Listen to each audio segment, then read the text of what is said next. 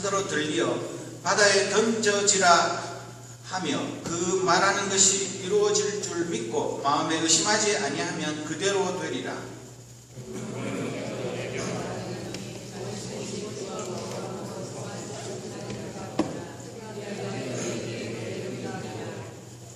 (25절) 같이 읽습니다. 서서 기도할 때에 아무에게나 혐의가 있거든 용서하라.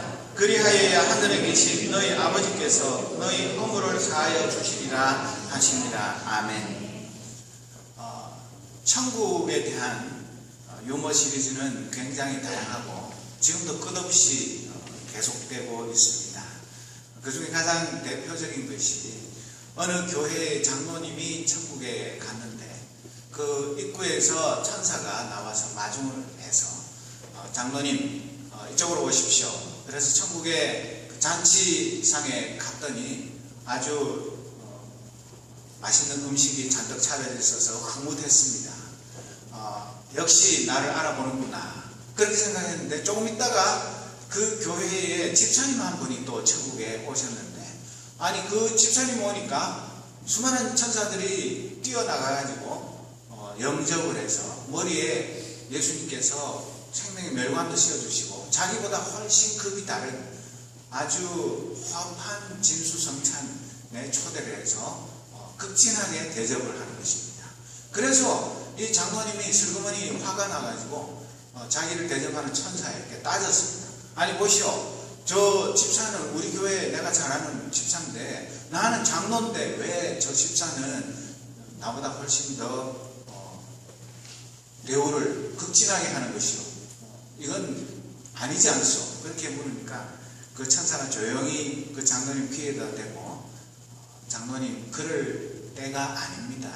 장로님 교회 목사님 그 전에 오셨는데 지금 어디 계시는지 한번 살펴보십시오. 목사님 아무리 찾아도 안 보이거든요. 아 목사님 어디 가셨습니까? 개털 모자 쓰고 짜장면 배달을 가셨습니다. 그렇게 말하더랍니다. 이게 진짜 농담이 아니라 제가 그 꼴 날까봐 제일 이 유머를 들을 때마다 겁납니다. 개털 모자 쓰고 짜장면 배달이라도 천국에 가서 할 수만 있으면 얼마나 좋겠나 이런 생각을 하는데 천국은 이 세상과 달리 목사, 장로, 집사라고 해서 대접받는 것이 아니라 하나님의 말씀에 얼마나 순종하고 얼마나 많은 성령의 열매를 맺었는가에 따라서 대접이 달라진다는 그런 교훈을 담은 이야기이기 때문에 우리가 죽고 나서 후회하지 말고 아직도 기회가 있을 때 오늘 제목처럼 열매를 찾으시는 주님 앞에 내가 어떤 열매를 맺고 살아왔는지를 잘 살펴보는 그런 은혜의 시간이 되기를 바랍니다. 여러분 성경에 보면 수천 명의 사람들이 등장합니다. 구약의 창세기 아담과 이브부터 요한계시록에 이르기까지 수천 명의 사람이 나오는데 그 중에서 가장 불쌍한 사람이 누구이겠습니까? 여러분 행복한 사람만 찾아봤지 가장 불쌍한 사람은 잘 생각을 안 해보셨죠? 나는 그 불쌍한 사람 되게 싫으니까. 누굴까요? 가룟유다? 불쌍하죠. 예수님 제자까지 됐다가 예수님 배반하고 자살해서 그 악명은 지금까지도 온 세상에 안 믿는 사람까지 다 압니다. 거지 나사로 태어날 때부터 가난한 거지로 태어나가지고 부잣집 그 산에서 떨어지는 부스러기만 먹고 살고 온몸에 헌대가 나서 개가 그 헌대를 핥는 그런 불쌍한 사람, 그런 사람도 있지만은 제가 생각할 때 저보고 성경에 나오는 가장 불쌍한 사람이 누구냐고 물으면 저는 부자 청년이라고 대답하겠습니다. 왜 그렇습니까? 부자 청년은 사실은 어떻게 보면 불쌍한 사람이긴커녕 가장 잘난 사람이고 똑똑한 사람이고 모든 것을 다 갖춘 사람이고 요즘 말로 하자면 스펙이 짱인 그런 사람입니다. 성경에 보면 마가복음 10장, 마태복음 19장, 누가복음 18장 이 공간복음 모두에 이 부자 청년에 관한 이야기가 나오는데 그만큼 이 이야기가 중요하다는 이야기입니다. 그런데 그 부자 청년은 첫째로는 젊습니다. 두 번째로는 엄청난 부자입니다. 세 번째로는 어느 성경에 보면 높은 관원이라고 말했습니다. 그러니까 사회적인 지위도 있는 사람입니다. 그리고 하나 더 보태가지고 그런 것만 가졌다고 해서 행복한 사람이 아니라 어릴 때부터 모든 계명을 다 지켰다고 합니다. 그러니까 신앙 좋아, 학벌 좋아, 또 젊어, 재산 많어, 뭐 아무것도 빠지는 것이 없는 사람인데 이 사람을 왜 불쌍하다고 합니까? 그는 모든 것을 다 가졌지만 한 가지 빠진 것 때문에 예수님에게 와서 선생님, 어떻게 하면 내가 영생을 얻을 수 있겠습니까? 내가 다른 건 이 세상에 거는 아무도 부러운 것 없이 다 가졌는데 한 가지 영생에 대한 확신이 없으니까 내가 영생을 얻을 수 있는 길만 가르쳐 주십시오. 그렇게 말했을 때 예수님 뭐라고 말씀하셨습니까? 마가복음 10장 21절에 내게 아직도 한 가지 부족한 것이 있으니 가서 내게 있는 것을 다 팔아 가난한 자들에게 주라. 그리하면 하늘에서 보화가 내게 있으리라. 그리고 와서 나를 따르라. 그렇게 말씀하셨습니다. 영생의 길을 예수님께서 분명하게 가르쳐 주셨죠. 너 재산이 너무 많아서 그것 때문에 그게 무거워서 그게 쇠사슬이 되어서 영생을 얻지 못하니까 그거 다 팔아서 가난한 사람 주고 그 다음에 내 제자가 되면 내가 영생의 길을 너에게 가르쳐 주겠다. 그렇게 얘기했는데 이 부자 청년이 어떻게 했다고요? 근심하면서 이러면 안 되는데 예수님이 반만 팔아서 가난한 사람 주고 나를 따르라 그래서 따랐을 텐데 왜 하필이면 있는 거 몽땅 다 팔아서 나보고 거지 되라고. 그래서 이 영생과 자기 재산 이것을 맞바꾸지 못하고 영생보다 자기 재산을 더 소중하게 여긴 이 천국 문턱에서 천국에 들어가지 못한 이 사람이야말로 얼마나 불쌍한 사람입니까? 그러니까 그는 자기 의의 열매는 주렁주렁 맺혔습니다. 어릴 때부터 계명 다 지켰어. 나만큼 신앙생활 잘하는 사람이 있으면 나와보라 그래. 그럴 정도로 흠잡을 데 없는 그런 훌륭한 사람이었습니다. 그러나 그 열매는 하나님께 인정받지 못하는 자기의 self-righteousness의 열매, 그것을 맺은 것 뿐이지 예수님이 원하는 열매는 무슨 열매입니까? 믿음의 열매, 순종의 열매. 이것을 예수님은 원하시는데 딴 열매만 가지고 영생을 얻으려는 그런 어리석은 사람이었던 것입니다. 오늘 본문은 이게 예수님께서 공생애의 마지막 일주일, 이제 이 바로 앞에 보면 예수님께서 아무도 사람이 타보지 않은 어린 나귀 새끼를 타고 예루살렘 성에 입성하면서 수많은 어린이들, 어른들이 나와서 종려나무 가지를 흔들면서 호산나 다윗의 자손이요, 그렇게 환영받는 그 일이 있고 난 다음 월요일 날 화요일 이틀에 걸쳐서 있었던 이야기, 그러니까 홀리 위크에 월요일과 화요일에 있었던 이야기를 기록해 놓았습니다. 여러분, 예수님이 월요일 날 아침에 예루살렘 성을 향해서 가면서 아침 식사를 안 하셔서 배가 고프셨습니다. 그런데 멀지 않은 곳에 이렇게 보니까 아주 잎이 무성한 무화과 나무가 있는 것입니다. 옳지, 저기 가면 내가 무화과를 따먹을 수 있겠구나. 그러면 시장길을 면할 수 있겠다. 그렇게 생각하고 열매를 따먹으러 가서 찾아보니까 잎사귀만 무성하고 열매는 하나도 맺혀 있지 않았습니다. 그래서 예수님이 그 나무를 향해서 오늘 읽은 본문에 있는 것처럼 너는 이제부터 영원히 열매를 맺지 못할 것이니 누구도 너에게서 열매를 따먹지 못할 것이다. 그렇게 저주를 하셨습니다. 그래서 그 마가복음 11장 13절에는 보면 분명히 아직 무화과철이 아니었기 때문이다. 그렇게 이야기를 하고 있거든요. 여러분들 생각해 보십시오. 아직 무화과가 열릴 철이 아닌데 예수님이 가가지고 무화과가 없다고 해서 그 나무를 저주하셨다. 이해가 되십니까? 그래서 이 이야기 때문에 많은 사람들이 시험에 듭니다. 그래서 어떤 사람들은 예수님이 왜 애꿎은 무화과 나무를 저주했냐? 너무 배가 고파가지고 한성질 폭발해가지고 그냥 퍼부은 것이냐?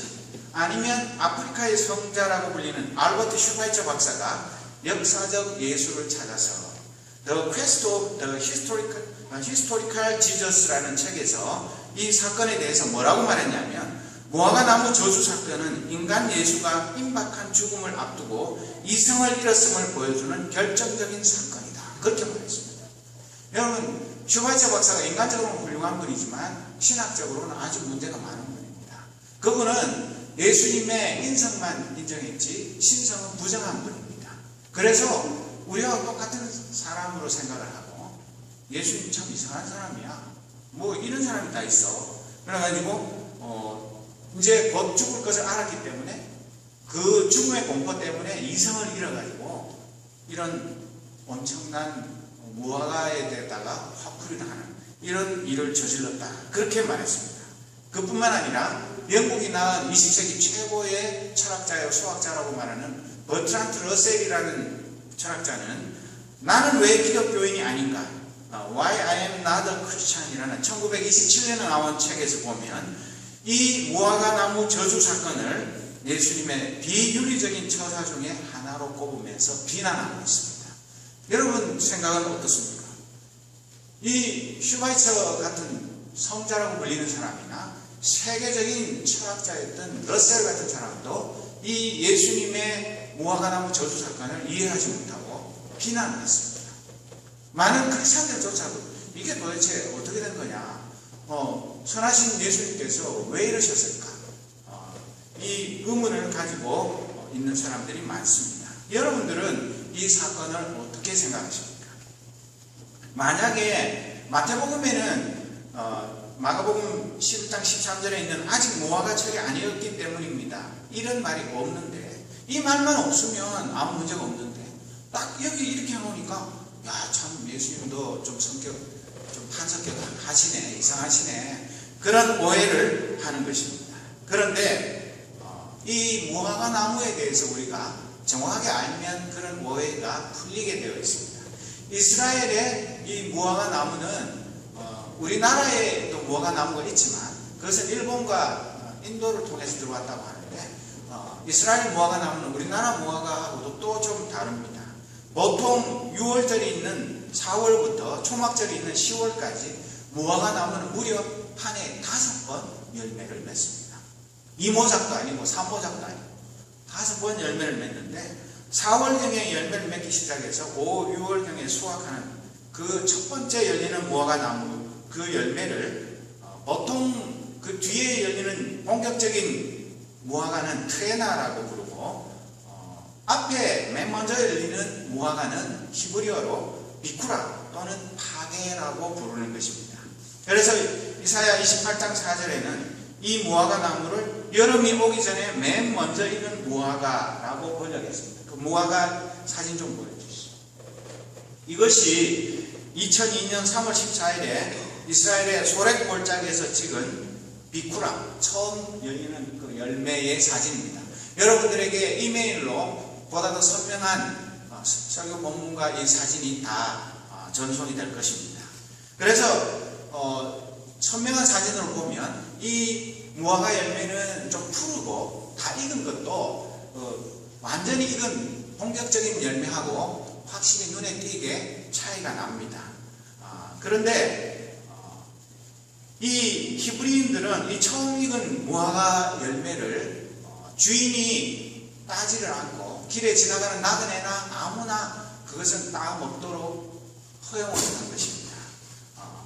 그런데 왜 그렇게 하느냐면 이 첫 열매를 일일이 다 따주어야만 그 다음에 본격적인 트레나라는 그 무화과가 충실하게 잘 열리기 때문에 첫 열매는 손으로 일일이 따야 되는데 그러려면 너무 귀찮고 힘이 많이 드니까 그냥 아무나 따 드시오.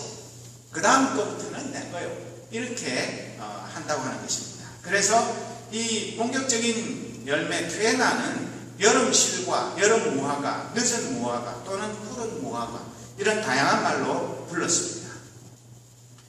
그래서 이 파게라는 처음 열매 이것은 추수하지 않은 푸른 무화과 그런 식으로 부르기도 하는데, 오늘 읽은 이 성경 말씀에 나오는 배다니 말고 벳바게가 자주 등장하는데, 벳바게라는 이 단어 그 지명은 무엇이냐면 House of Unripe figs. 그러니까 덜 익은 무화과 나무의 집, 그런 뜻을 가지고 있는 것입니다.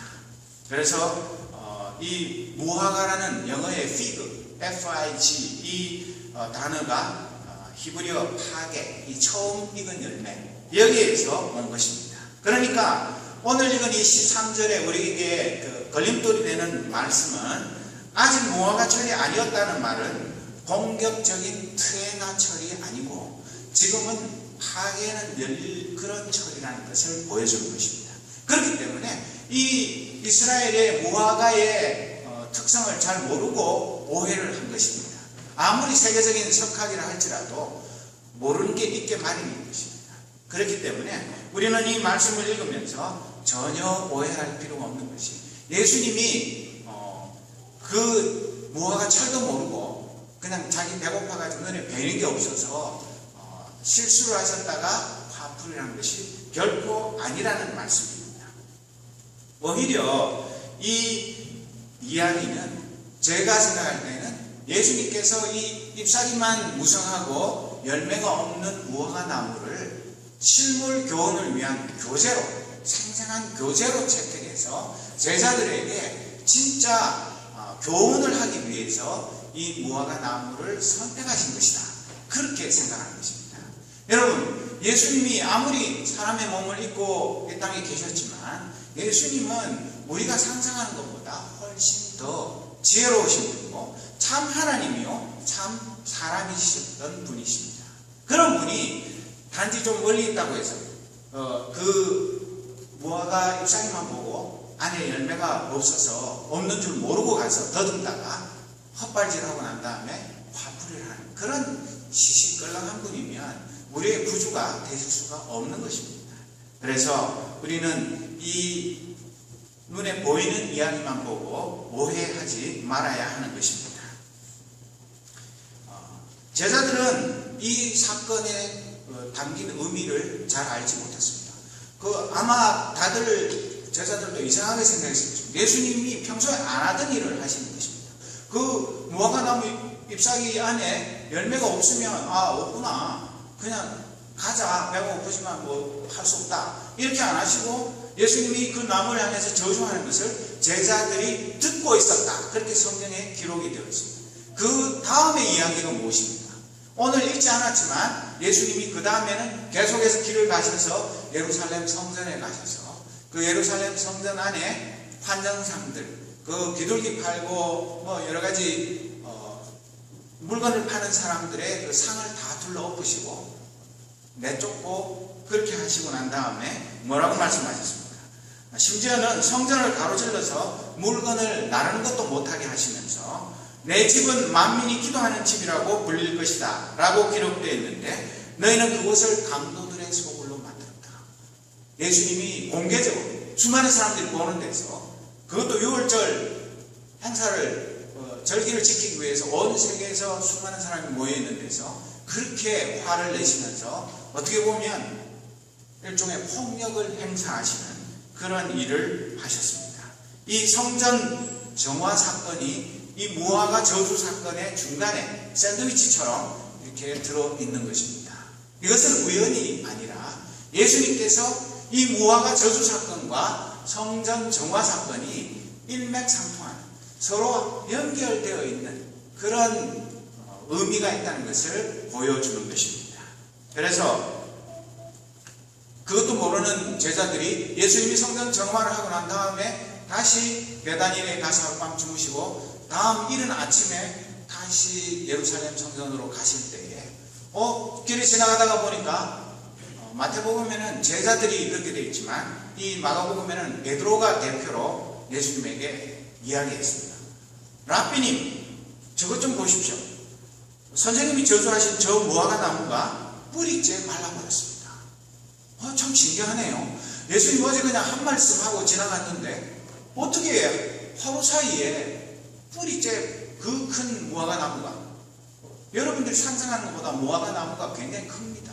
그 큰 무화과 나무가 말 한마디에 다 뿌리째 말라 죽었습니다. 이야, 우리 선생님 정말 대단하십니다. 그렇게 이야기했습니다.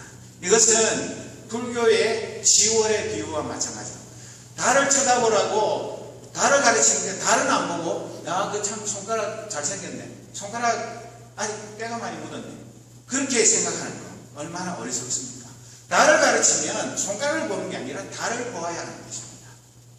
예수님이 이 무화과 나무 저주 사건을 통해서 진짜 가르치시고 싶은 그 내용을 깨닫지 못했기 때문에 그 겉으로 눈에 보이는 무화과 죽은 것 그것만 보고 신기해한 것입니다.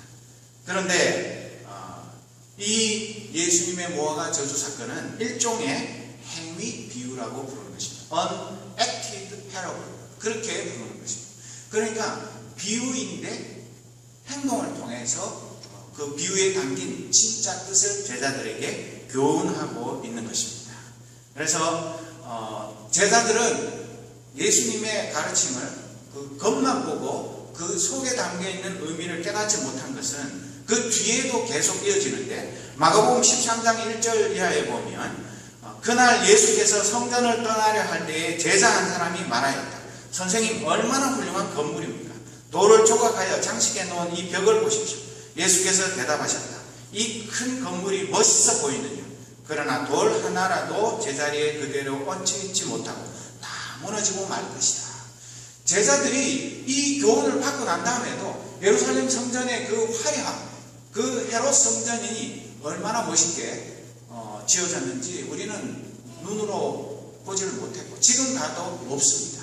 하지만 제자들은 그 성전 건축의 그 화려함, 장엄함 그런 것에만 정신이 팔렸었지만 예수님은 이 건물이 아름답게 보일지 몰라도 이미 껍데기만 남아있고 얼마 가지 않으면 돌멩이 하나도 돌 위에 남아있지 않고 다 무너져 폐허가 될 것이다. 그렇게 말씀하신 것을 보여주는 것입니다. 그런데 여러분 생각해 보십시오. 예수님께서 베드로가 그렇게 이야기하면 그래 베드로 너 참 똑똑하다. 야 역시 수제도답다. 그렇게 이야기를 하신 것이 아니라 동문서답을 하신 것처럼 엉뚱한 얘기를 하십니다. 그 나무가 뿌리채 말라 죽었다고 신기해하는 베드로에게 예수님이 뭐라고 말씀하셨어요? 하나님을 믿어라. 아니 처자식 다 놔두고 재산 다 팽개치고 3년이 넘도록 예수님을 졸졸졸 따라다니면서 같이 먹고 자고 온갖 고생을 같이 한 이 제자들 그 중에서도 수제자인 베드로에게 대뜸하시는 말씀이 하나님을 믿어라. 이 무화과나무가 말라 죽은 거하고 제자들이 하나님을 믿는 거하고 무슨 상관이 있을까요? 이상하지 않습니까? 그것뿐만 아니라 예수님께서는 그러므로 나는 너희에게 말한다. 너희가 기도하면서 구하는 것은 무엇이든지 이미 그것을 받은 줄로 믿으라. 그리하면 너희에게 그대로 이루어질 것이다. 믿음의 능력, 의심치 않고 믿음으로 하는 기도가 어떤 능력이 있는지를 가르쳐 주셨습니다. 그러니까 이 무화과 나무가 말라 죽고 안 죽고 이것이 중요한 것이 아니라 그리고 그 나무의 열매가 있고 없고가 중요한 것이 아니라 보다 더 중요한 이 무화과 나무 저주 사건의 의미는 제자들이 이제 예수님은 사흘 뒤면은 십자가에 달려 돌아가시고 사랑하는 제자들을 이 땅에 남겨놓고 떠나셔야 할 그런 마지막 순간에 있는 이 상황에서 예수님께서는 아직도 제자들이 눈에 보이는 것만 보고 그 속에 담겨있는 진리를 보지 못하는 그것을 안타까워하시면서 믿음의 깊은 경지로 나아가기를 촉구하고 계시는 것입니다. 여러분 이전에도 예수님은 제자 3명만 데리고 베드로, 요한, 야고보 이 3명만 데리고 변화산상에 올라가셔서 예수님이 변화된 그 모습을 보이고 그리고 나서 내려왔을 때 나머지 남은 9명의 제자들이 그 말 못하는 귀신 들린 그 아들을 데리고 온 아버지가 우리 아들 좀 고쳐주세요. 귀신 좀 쫓아내주세요. 그렇게 했을 때 어떻게 했습니까? 먹고 쫓아내지 못하고 쩔쩔매면서 진땀을 흘리고 있었는데 예수님이 오셔서 그 제자들을 보고 뭐라고 말씀하셨습니까?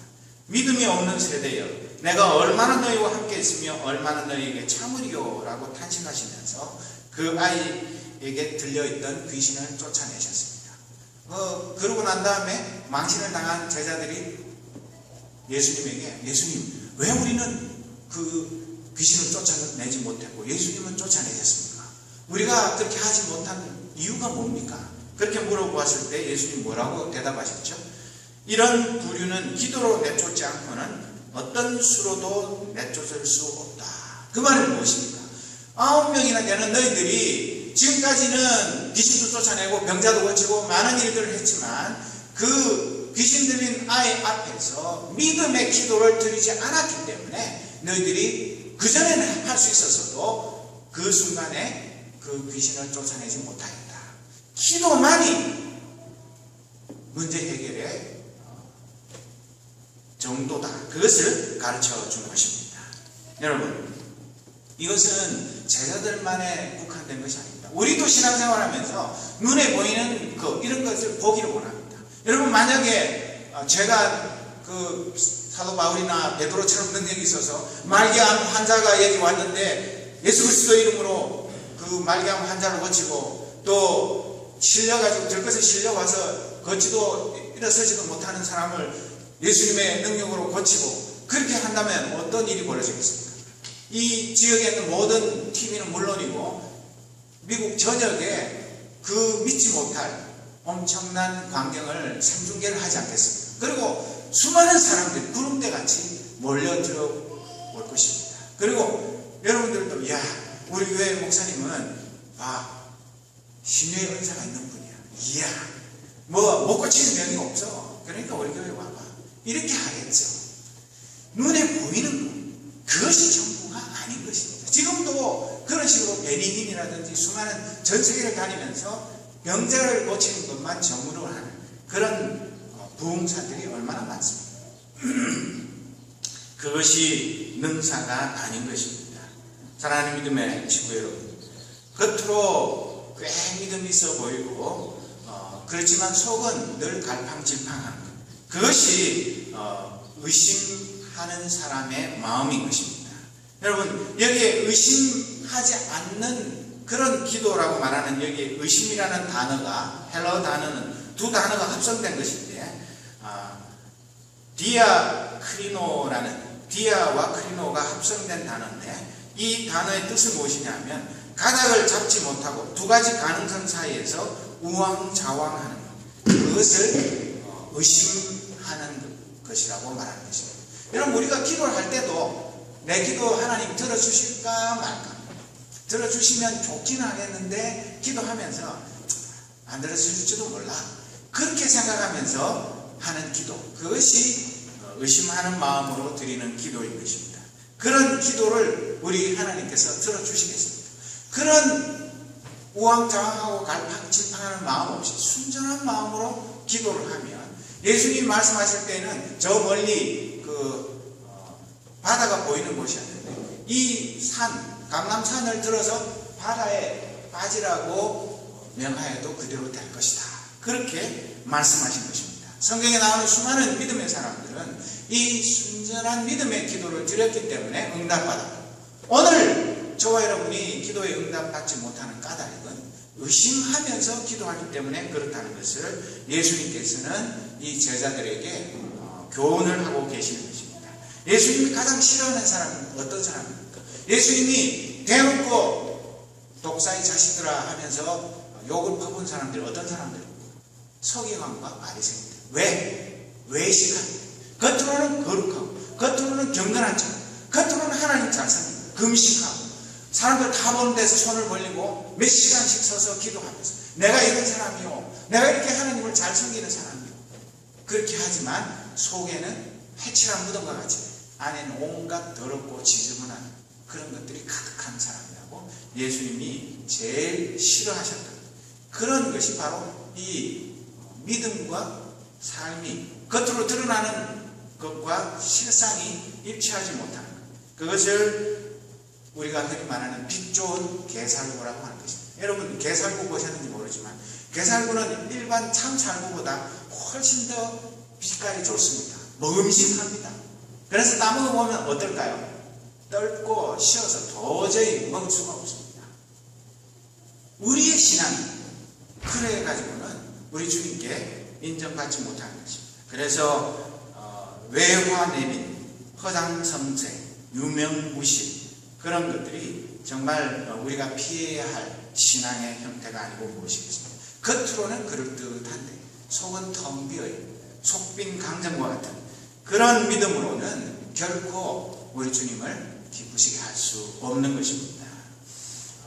그래서 경건의 껍데기, 그것만 가지고 있어서 되는 것이 아니라 경건의 능력, 경건의 능력이 무엇입니까? 경건의 열매를 맺는 것입니다.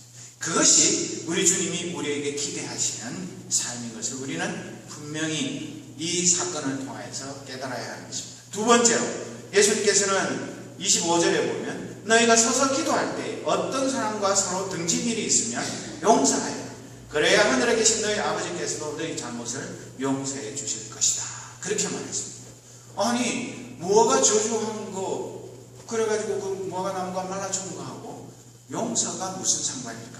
그런 생각할지 모르지만, 이 서서 기도한다는 것은 이스라엘 사람들의 기도의 그 습관을 말하는 것이고, 요즘 우리식으로 번역을 하면 하나님께 간구할 때는 언제나, 그런 뜻입니다. 그래서 우리가 언제 어떤 상황에서 하나님께 기도할 때든지 간에 우리가 나 자신을 살펴야 할 것은 어떤 믿음의 식구들이든 안 믿는 이웃이든지 간에 그들과 인간관계가 끊기고 꼬여있는 것, 그 형제 자매의 허물을 용서하지 못한 것, 그런 것이 있으면 먼저 그것을 용서하고 난 후에 하나님 앞에 기도해라. 그래야지만 하나님께서 그 기도를 들어주신다. 그렇게 말하고 있는 것입니다. 우리가 늘상 외우는 주님이 가르쳐 주신 기도에도 마태복음 6장 12절에 우리가 조금 이따가 또 외우겠지만, 우리가 우리에게 죄 지은 사람을 용서해 준 것 같이 우리 죄를 용서하여 주시옵고. 저는 이 주기도문 할 때마다 내가 정말 이 기도할 자격이 있는지를 다시 한번 생각하게 됩니다. 여러분, 살다 보면 부부 사이에도 사소한 말 한마디, 뭐 별거 아닌 거, 그런 거 때문에 용서하지 못해가지고 그냥 은혜롭고 기분 좋은 거 하루아침에 한순간에 쏟는 일들이 너무나 많습니다. 사탄은 목사의 마음을 어지럽히기 위해서 주일 아침에 사모를 통해서 이런 공격을 해옵니다. 아무것도 아닌 건데 괜히 기분 나쁘게 만들어가지고, 여태까지 성령 충만하고 은혜 충만해서 야, 오늘 가서 말씀 잘 전해야지, 그렇게 생각하고 있었는데 내 마음을, 오늘 그런 일 없었습니다. 오해하지 마십시오. 요즘 그런 일 거의 없습니다. 그런데 그렇다는 것입니다. 그래서 이 용서하지 못하는 마음 가지고는 절대로 하나님 주시는 은혜를 받을 수가 없습니다. 내 마음속에 어느 집사, 어느 누구, 지금 여기 있는 얼마 안 되는 식구들 사이에도 두고 보자, 내가 대로 받으면 말로 갚아주는 사람이야, 그런 생각 가지고 신앙생활 해가지고는 결코 하나님의 풍성한 은혜를 받을 수가 없다는 것입니다. 이것은 너무나 당연한 이야기 같지만 실천하기는 실제로 어려운 이야기입니다. 그래서 예수님께서는 용서에 대해서 다양하게 말씀하셨는데, 가장 대표적으로 용서할 줄 모르는 종의 비유, 마태복음 18장 21절에서 35절에 나오는 말씀처럼, 내가 하나님께 얼마나 1만 달란트 빚진 자, 그리고 100데나리온 빚진 자, 그런 비유를 통해서 말씀하신 것처럼 나는 하나님께 도저히 용서받을 수 없는 그런 죄인이었는데도 불구하고 용서를 받았는데, 내 사랑하는 아내가, 자식이, 이웃이 요만큼 진짜 눈에 보이지도 않을 만큼 잘못한 거, 그거 용서 못해가지고 이를 갈고 잠을 못 자고, 그런 일들이 지금도 있는 것을 볼 때에 우리의 이 마음속에 용서의 열매, 이것이 맺혀야 할 것을 예수님께서는 이 무화과 나무 저주 사건을 통하여 가르치고 계시는 것입니다. 그러니까 예수님께서는 그 잎사귀 무성한 그 나무 속에서 무화과 열매를 찾으신 게 어떤 열매를 찾으신 것입니까? 진짜 배가 고파서 먹을 그 파게, 그 이른 무화과를 찾으셨다기보다는, 우리 신앙생활이 겉으로는 아주 화려하고 멋있어 보이지만 내 삶 속에 믿음의 열매, 용서의 열매가 얼마나 괜찮은가, 그것을 찾고 계신다는 것을 가르쳐 주시는 것이고, 그 열매가 없으면 예수님에게 저주를 받아 마땅하다는 것을 우리에게 이 사건을 통하여 가르쳐 주고 계시는 것입니다. 여러분, 누가복음 6장 43절 이하에 보면 이 열매에 관해서 아주 잘 설명을 하고 있는데, 우리 다 같이 한번 읽어볼까요? 못된 열매 맺는 좋은 나무가 없고 또 좋은 열매 맺는 못된 나무가 없느니라. 나무는 각각 그 열매로 아나니 가시나무에서 무화과를 또는 찔레에서 포도를 따지 못하느니라. 선한 사람은 마음에 쌓은 선에서 선을 내고 악한 자는 그 쌓은 악에서 악을 내나니 이는 마음에 가득한 것을 입으로 말함이니라. 그렇게 말씀하고 있습니다. 우리가 아무리 내가 참 포도나무처럼 진짜 참 올리브나무처럼 그렇게 생색을 내어도 그 열매를 보면 안다는 것입니다. 내가 이 나무에 접붙임을 받았으면 예수님께서 말씀하신 것처럼 진짜 올리브나무에 그 돌 올리브나무가 접붙임을 받으면 조금 지나면 그 돌 올리브나무 가지에서 진짜 올리브가 열려야지만 마땅한 것입니다. 그와 마찬가지로 우리는 하나님의 택한 백성이 아닌 그런 유대인이 아니었지만, 영적인 이방인이었지만 하나님께서 우리를 사랑하셔서 예수 그리스도를 통하여서 우리를 영적인 이스라엘 백성으로 만드시고 우리를 참 올리브나무, 참 포도나무인 예수님에게 접붙이셨으면 우리가 예수님이 원하시는 그런 열매를 맺어야 하는 것을 가르쳐 주시는 것입니다. 제자들에게 이 사건을 교훈하시면서 또 예루살렘 성전을 통해서 말씀하시는 것은 허울뿐인 유대교의 외식주의, 형식주의, 그런 것을 따르지 말고 너희들은 나와 같이 진정한 의의 열매, 생명의 열매, 또 성령의 열매를 맺으라고 교훈하고 계시는 것입니다. 오늘 많은 교회들이 외형주의, 대형주의, 성장주의, 실적주의, 그런 노예가 되어 있습니다. 목사님들도 담임 목사로 청년받으면 5년 차까지 교회가 몇 프로 이상 성장 안 하면 이 목사님은 가망성 없어. 그러니까 잘라버려요. 그리고 또 유명한 사람 불러가지고 이렇게 어떻게 하든지 간에 기업처럼 빨리 교회가 외형적으로 성장하고 더 큰 건물, 더 화려한 건물, 이런 것들을 지어야지만 유능한 목사로 인정을 하고, 꼭 목사가 무슨 바지 사장같이 월급쟁이 사장처럼 그렇게 고용당하는 이런 웃지 못할 일들이 지금도 온 세계, 특히 한국에 얼마나 유행을 하고 있는지 우리는 잘 알고 있습니다. 사랑하는 믿음의 식구 여러분, 우리는 그래서는 안 되는 것입니다. 오늘 예수님이 왜 이제 내일 모레 이제 사흘만 지나면 십자가에 달려 돌아가실 그 절박한 마지막 순간에 이 사건을 통해서 제자들에게 이런 교훈을 주고 계신 거예요. 제자들이 이런 교훈을 한두 번 받은 것이 아닙니다.